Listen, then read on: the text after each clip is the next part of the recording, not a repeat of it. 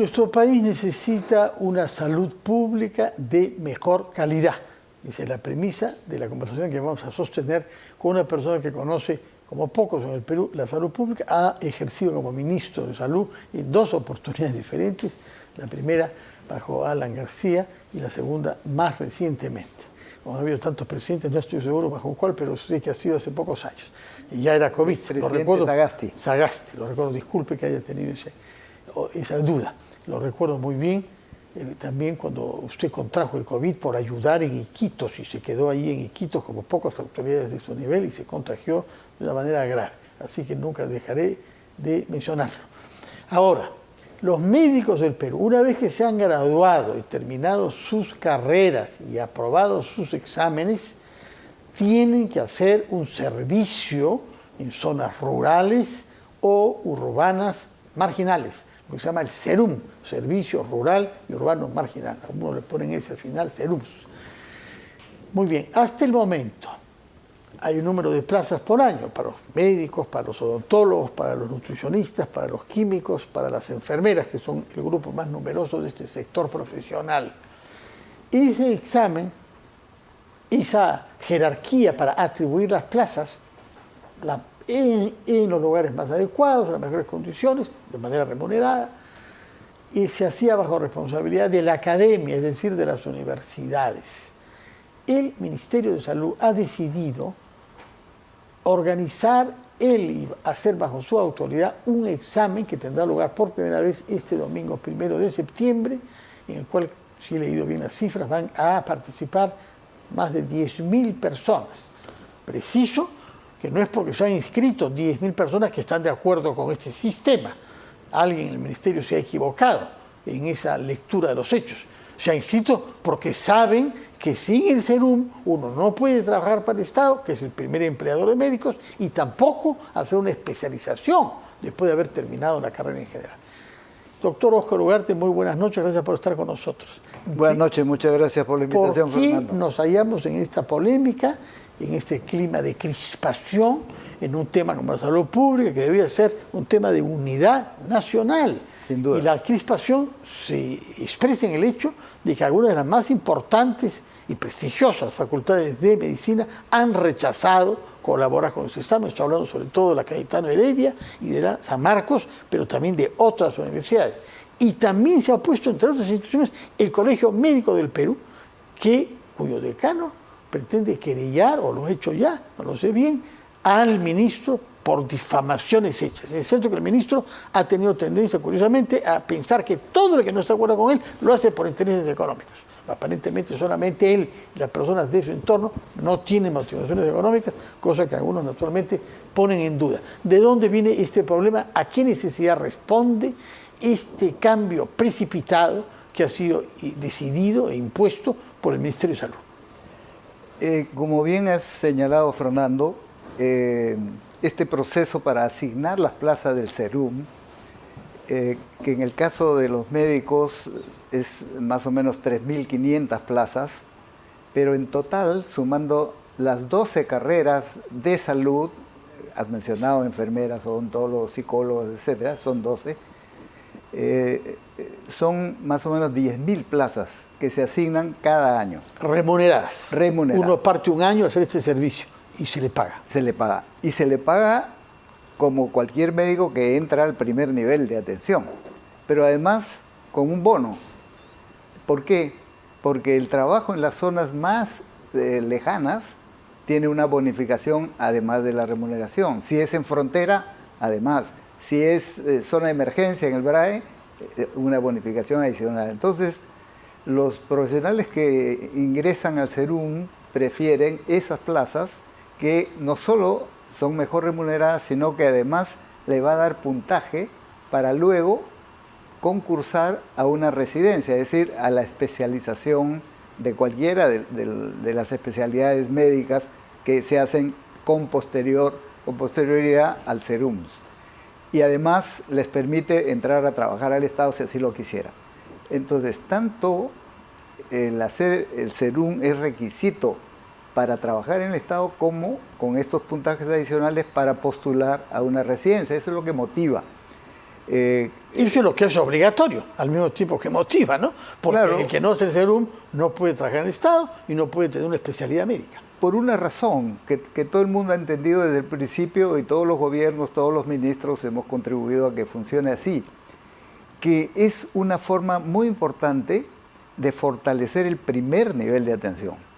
Mira, Fernando, de todos los médicos que hay en el primer nivel de atención, los médicos que entran por el SERUM son más o menos el 35%.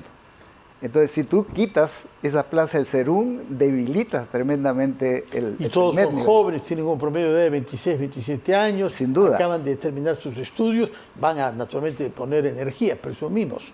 Ahí Claro donde que son sí. destacados. Entonces, eso motiva, estoy diciendo no solo los médicos, todos los grupos profesionales participan y hay pues legiones que ya han participado y que han hecho una experiencia muy valiosa para ellos mismos, porque conocen la realidad del país, ¿no es cierto? Y además se confrontan con una situación en la cual tienen que desplegar sus conocimientos, sus Y a habilidades. veces se hallan solos, aislados, ¿no? Relativamente, digamos, porque eso se ha ido tratando de complementar con mecanismos de asistencia como la telemedicina. Ellos pueden consultar casos en la red en la cual están establecidos o con principales hospitales especializados, ¿no es cierto? La Maternidad de Lima, por ejemplo, asiste en diversos casos, igual el Instituto Nacional de Enfermedades Neoplásicas o el Instituto Pediátrico, tanto el del Breña como el de San Borja. Entonces, eso se ha ido mejorando. Pero, ¿cuáles eran los problemas que requerían resolverse? Es decir, requerían una mejora en este proceso.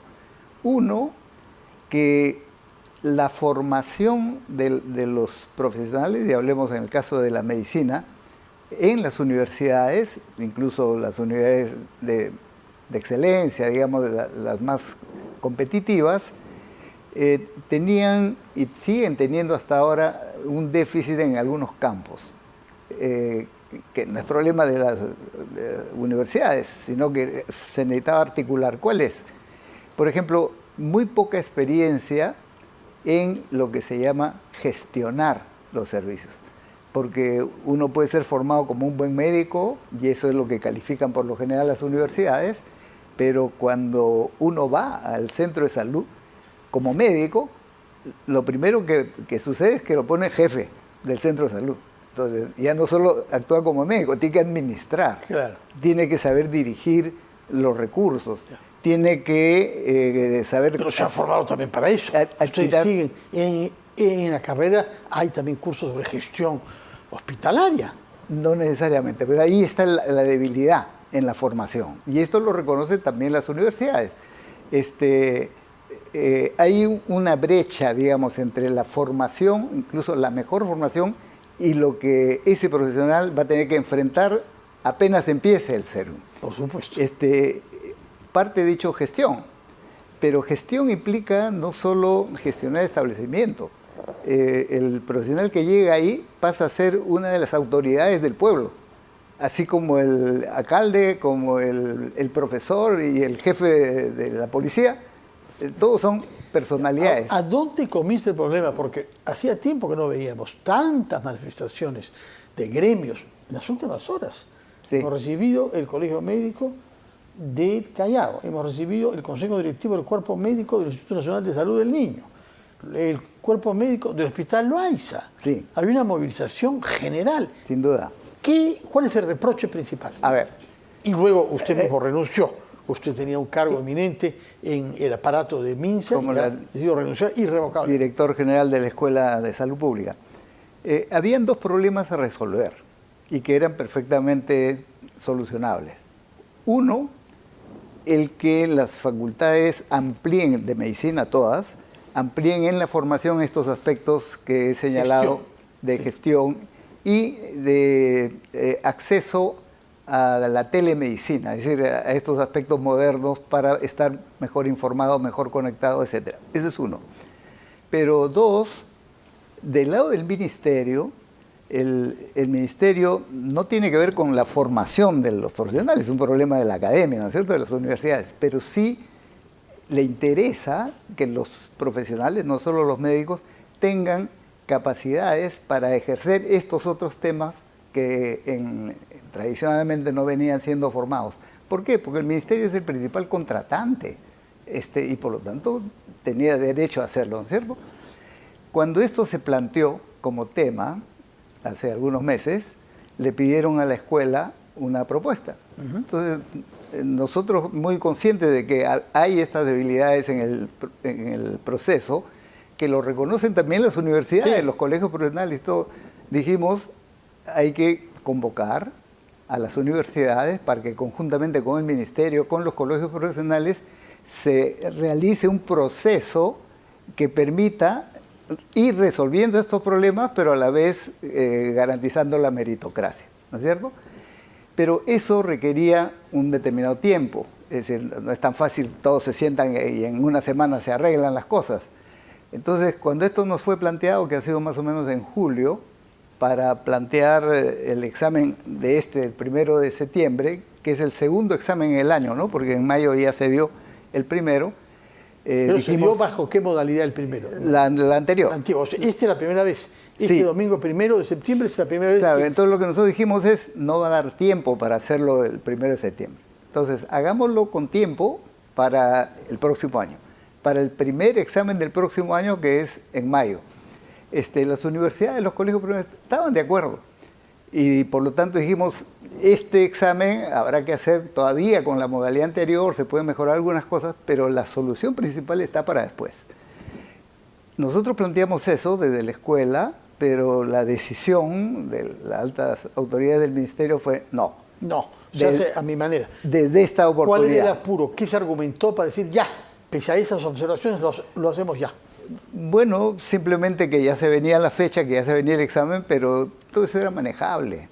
Entonces, yo creo que el primer error es tratar de imponer una decisión que no caminaba con el ritmo natural de las cosas y la participación y la convocatoria amplia que requería una modificación de esta naturaleza. Es por esa razón que las universidades dijeron, disculpen, no participamos. Los colegios profesionales, entre ellos el colegio médico y también los otros colegios profesionales dijeron, no participamos, nos abstenemos de participar.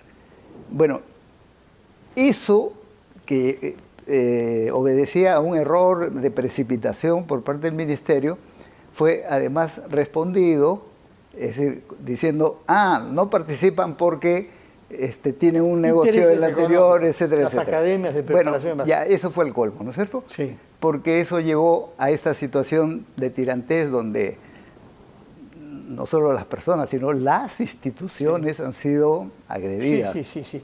Y esto ha creado un cisma que no es un problema tanto para este examen, porque este examen se va a dar con de repente algunos problemas, errores, modificables o no. Mientras no hayan arbitrariedades, en fin, podemos comprender los errores. Claro, pero ese no es el problema más importante para mí. ¿Sí, no? El problema más importante es que está fracturado el sistema. Es decir, el ministerio está por un lado, las universidades están por otro lado, los colegios profesionales por otro lado. Está fracturado el sistema. En realidad todos contra el ministerio. Bueno, pero hay un problema central para salud pública que debe ser resuelto y se requiere la convocatoria de todos. ¿Cuál es? El tema de los recursos humanos. Tenemos una brecha en la formación de recursos humanos. Mira, más o menos hay 500.000 trabajadores en el sector salud, públicos, privados, todo. Y de acuerdo a los estándares, si comparamos por población, necesitaríamos un 30% más. Esto es 170, 180.000 más, que no están en la calle y que hay que contratarlos con dinero. Hay que formarlos. Hay que formarlos. Y es una formación que dura varios años. Varios años. Entonces eso requiere un plan estratégico con la participación de ¿quiénes? De aquellos que han estado Exactamente. Entonces ese es el problema caso, central. Porque el tiempo corre, yo quisiera saber quién elabora las preguntas y quién califica. Bueno, se ha conformado hasta donde sabemos porque la escuela no está participando porque justamente tenía una posición diferente, ha quedado fuera. Se ha convocado a un grupo de profesionales Yo no puedo decir nada Sí, pero sabemos quiénes son, hay un nombramiento público. No se conoce, pero yo entiendo que son profesionales con algún nivel de experiencia. ¿Y por qué no se conocen los nombres? Bueno, ¿No hay seguramente eso debería ser hecho público. ¿Y ellos son los que corrigen los exámenes también? Ellos son los que han elaborado las propuestas, estas deben hacerse con toda la secreticidad que se requiere, dar el examen, esperemos que no haya pues escándalos de ningún tipo. Y lo principal para mí, y lo que está pendiente, es recomponer el frente de la salud pública. Bueno, y creo que ese es el paso que viene. Es un problema de mediano plazo. Por lo pronto lo que tenemos es la urgencia que el examen el domingo se lleve a cabo en buenas condiciones. Contaremos con Santa Rosa de Lima, que al fin y al cabo creo que es patrona de las enfermeras también, ¿no? De las enfermeras. De las enfermeras, muy bien. Y de la Policía Nacional. Y de la Policía, eso sí, porque sus padres eran arcabuceros, me parece, así que tenía un origen familiar vinculado a las fuerzas del orden. Muchas gracias, doctor Óscar Ugarte, por su presencia. Ya conversaremos con usted una vez que sepamos cómo discurre el examen el día 1 de septiembre, que es este domingo. Buenas noches para ustedes, que tengan un feliz día feriado mañana. Nosotros trabajamos, periodistas, así es que tendremos nuestro programa acá mañana a las 7 de la noche como cada día. Entre tanto, se pueden quedar. Ya mi colega Daisy Portugués está lista para presentarle las noticias. Muy buenas noches.